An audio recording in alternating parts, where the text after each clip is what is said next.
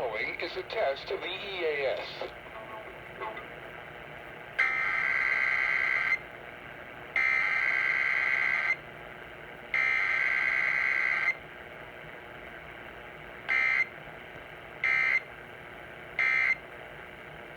This station is testing its emergency alert equipment. The EAS provides timely emergency warnings.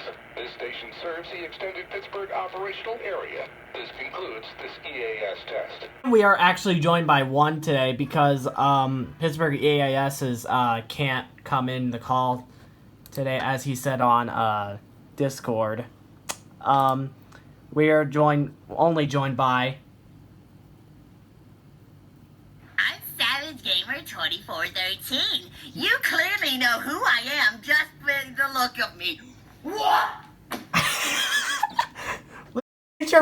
Get your pretty self back in this camera.